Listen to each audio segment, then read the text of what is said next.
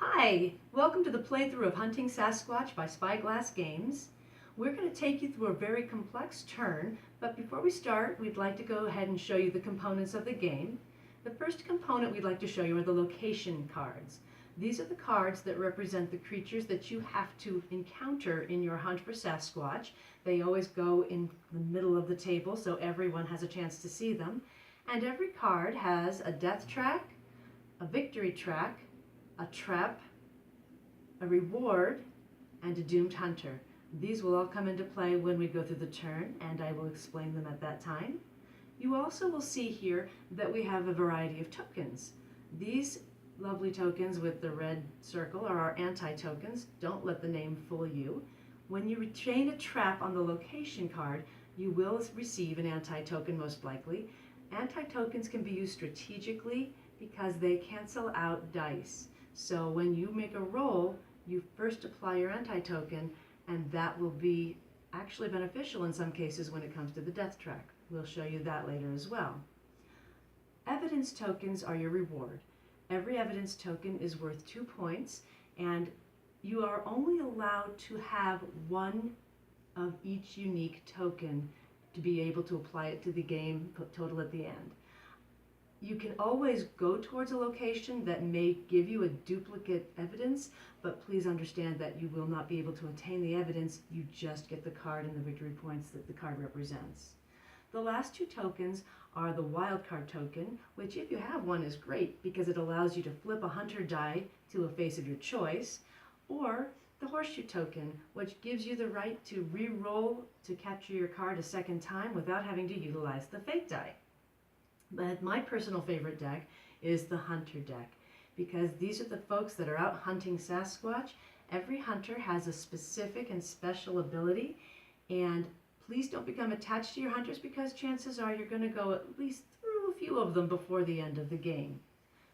We're going to go ahead and start my turn, and we're going to assume that I have lost the conspiracy theorists, so I am drawing a new hunter, and I have drawn the FBI agents. So now that I have my hunter, I get to decide where I'm going to go with them.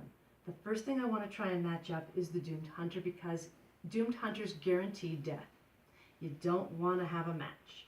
So what I'm looking at on the table is I am a blue doomed hunter.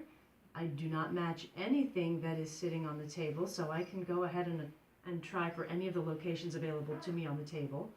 And I just want to note at this time that you also have the ability to go ahead and flip a new card and put it on top of one of the existing stacks on the table. However, please note that if you draw a card, you are required to play for that location. If you're a doomed hunter when you draw it, your hunter dies and your turn is over. Now, as I said, I can go anywhere on the board with this. My special ability is that I can flip any hunter die to a SpyGlass, and I have an anti-token for a gun. So it looks like out of the things on the table, the best choice that I could go for would be Area 51, because I can potentially cancel out one of my death conditions, and as a SpyGlass is guaranteed for the victory, I could potentially go ahead and flip a die and make that work for myself as well.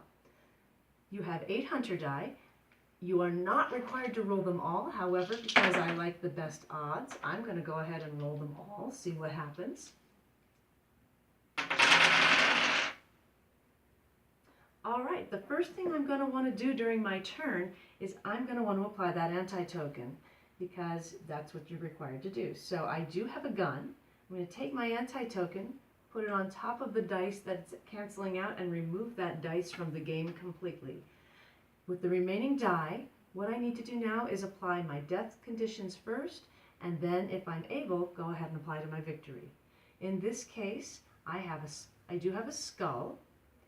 I don't have another gun, so I have met all of the death conditions that I am available to meet at this time, and now I can move on to my victory conditions. And my victory conditions require 2 camera, a Bigfoot, and a SpyGlass.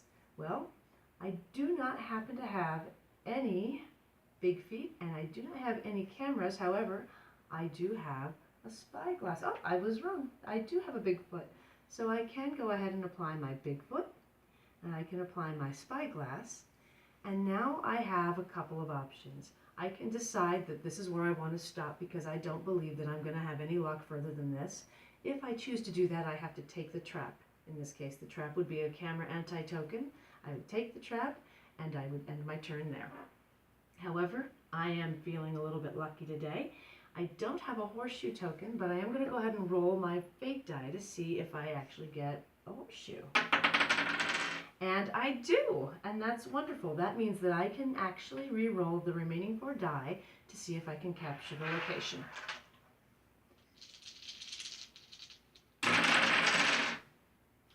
Okay, and as you can see, I've gone ahead and I've gotten exactly what I was looking for. I do not have any guns, so I have nothing to apply to my death conditions. However, I do have 2 cameras.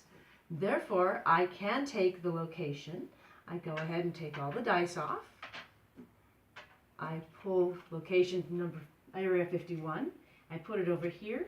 My reward is a noise recording piece of evidence, which I don't already have, and I apply that as well. That would be the end of my turn. The end of game condition is basically there is a number of set hunters that will be in the deck per the number of players. In this case, I believe it is 8 if it's a 3-player game. So when you have 8 dead hunters, then the game is over. And that's when everybody takes their locations and they tally up all of their points. Remember that evidence is worth 2 victory points as well. So if I were to go ahead and end the game right here, I have Graceland, which was worth 6 victory points. I have Area 51, which was worth 4, giving me a total of 10. Plus, I get 2 for my fuzzy photograph and 2 for my noise recording, giving me a total of 4. And my total victory points for the game would have been 14. Thank you so much for watching our playthrough of Hunting Sasquatch by SpyGlass Games. We appreciate it and look forward to hearing from you all soon. Thank you.